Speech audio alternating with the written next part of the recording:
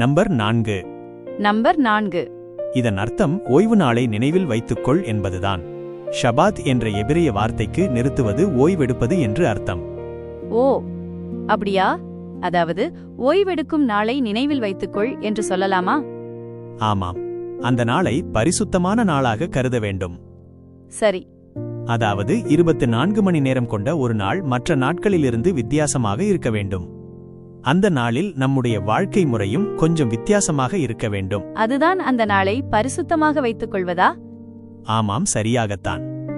சரி, ஆனால் அதை எப்படி செய்ய வேண்டும்? கட்டளை இப்படி சொல்கிறது: 6 நாட்கள் நீ வேலை செய்யலாம், உன்னுடைய வேலைகளையெல்லாம் செய்யலாம். ஆனால் 7வது நாள் உன் தேவனாகிய யாவேவுக்கான ஓய்வு நாள்.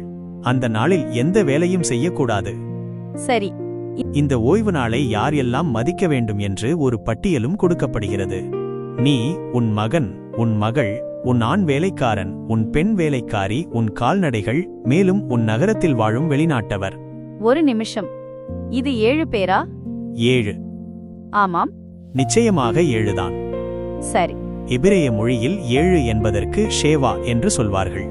இந்த வார்த்தைக்கு நிறைவு, முழுமை, திருப்தி போன்ற கருத்துகளோடும் தொடர்பு இருக்கிறது. இந்த கட்டளையின் முடிவில் ஒரு முக்கியமான விஷயம் சொல்லப்படுகிறது. ஆகையால் யாவே ஓய்வு நாளை ஆசிர்வதித்து அதை பரிசுத்தமாக்கினார். இது ஆதியாகமம் முதல் அதிகாரத்தில் சொல்லப்பட்ட படைப்பின் கதையோடு தொடர்புடையதுதானே? ஆமாம். அங்கே என்ன சொல்லப்படுகிறது? 6 நாட்களில் யாவே வானத்தையும் பூமியையும் கடலையும் அவற்றில் உள்ள அனைத்தையும் படைத்தார். அப்படியானால் தேவன் உலகத்தை உருவாக்கி எல்லாவற்றையும் ஒழுங்குபடுத்திக் கொண்டிருந்தார். ஆமாம், தேவன் தன்னுடைய அன்பிலிருந்து இந்த உலகத்தை உருவாக்குகிறார். ஒவ்வொரு நாளும் தேவன் சொன்னார் என்று தொடங்குகிறது. பிறகு தேவன் ஏதாவது ஒன்றை உருவாக்குகிறார். அதற்கு பிறகு மாலை வந்தது, காலை வந்தது என்று சொல்லப்படுகிறது. முதல் நாள், 2ஆம் நாள், 3ஆம் நாள், 4ஆம் நாள், 5ஆம் நாள், 6ஆம் நாள். அதற்குப் பிறகு 7ஆம் நாளில் தேவன் ஓய்வெடுக்கிறார். ஆனால் 7ஆம் நாளில் மட்டும் ஒரு வித்தியாசம் இருக்கிறதே. மாலை வந்தது, காலை வந்தது என்று 7ஆம் நாளுக்கு முடிவு சொல்லப்படவில்லை. ஆமாம். அப்படியானால் 7ஆம் நாள் முடியாத ஒரு நாளா? ஆமாம், அது முடிவில்லாத ஓய்வை பற்றி காட்டுகிறது. அது முழுமை, ஆசீர்வாதம், சமாதானம், தேவனோடு இணைந்து ஓய்வெடுப்பது ஆகியவற்றை பற்றி பேசுகிறது. தேவனுடைய அன்புக்குள் நாம் ஓய்வெடுக்கும் நிலையை அது காட்டுகிறது. ஆனால் இவ்வளவு பெரிய விஷயம் நடக்கப் போகிறது என்றால்? ஆமாம், அது எப்போது நடக்கும்? இந்த முழு பிரபஞ்சத்தின் கதை. அது எப்போது நடக்கப் போகிறது? என் காலண்டரில் அந்த நாளை குறித்துக் கொள்ளலாமா? ஆமா.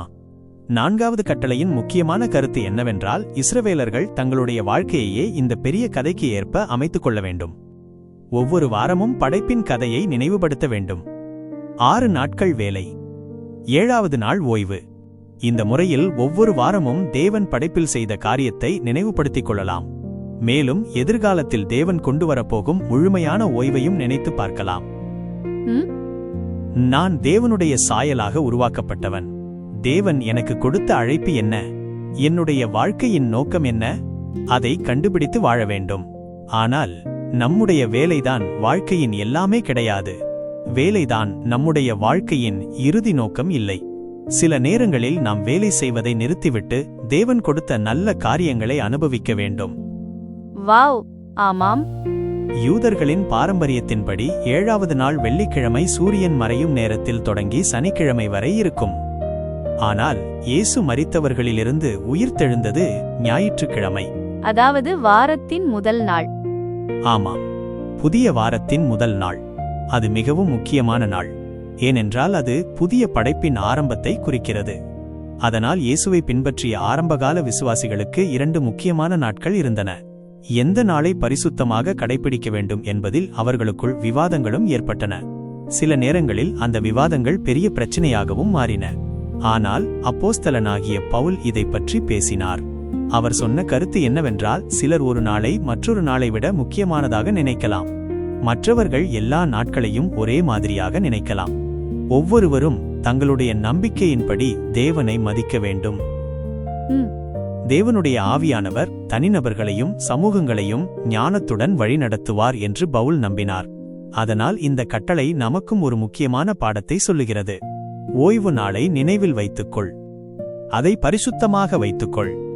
மேலும் இயேசுவை பின்பற்றுகிற நாம் ஒருவருக்கொருவர் அன்பாகவும் தாராளமாகவும் இருக்க வேண்டும். ஏனென்றால் ஓய்வு நாளின் உண்மையான அர்த்தத்தை புரிந்து கொள்வதுதான் முக்கியம். ஆமாம். ஒரு நாள் முழுமையான ஓய்வு வரப்போகிறது. தேவனுடைய சமாதானத்திலும் ஓய்விலும் நாம் வாழப்போகிற ஒரு எதிர்காலம் இருக்கிறது. அந்த எதிர்கால ஓய்வின் ஒரு சிறிய அனுபவத்தை இப்போதே நம்முடைய வாழ்க்கையில் அனுபவிக்கலாம். சில நேரங்களில் வேலை செய்வதை நிறுத்துங்கள். அமைதியாக இருங்கள். தேவன் கொடுத்த நல்லவற்றுக்காக நன்றி சொல்லுங்கள்.